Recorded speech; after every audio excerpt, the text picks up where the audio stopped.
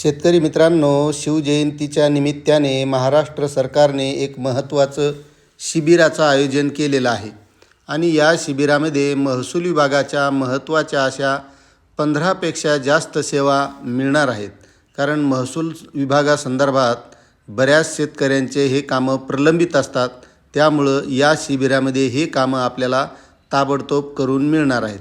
आता त्यामध्ये कोणकोणती कामं आहेत तर यामध्ये महत्त्वाचं आहे की ज्या शेतकऱ्यांचे PM किसान योजनेच्या नोंदणीबाबत अडचणी असतील त्या सोडवल्या जाणार आहेत. त्यानंतर जी काही केंद्र सरकारनं ॲग्रीस्टॅकच्या माध्यमातून फार्मर डिजिटल ID साठी योजना आणलेली आहे, त्यामध्ये काही अडचणी असतील तर त्या सोडवल्या जाणार आहेत.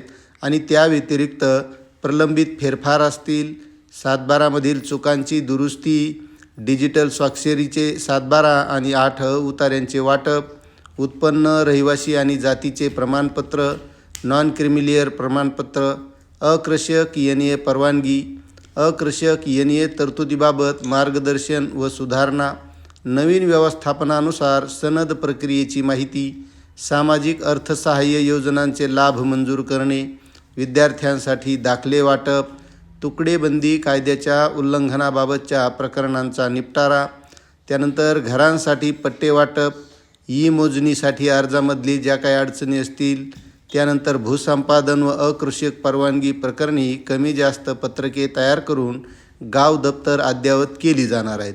आता हे शिबिर कधी राबवलं जाणार आहे, यामध्ये आपले प्रलंबित कामं कशा प्रकारे करून घ्यायची आहेत याबद्दलचा सविस्तर व्हिडिओ आपण याच चॅनलवर टाकलेला आहे.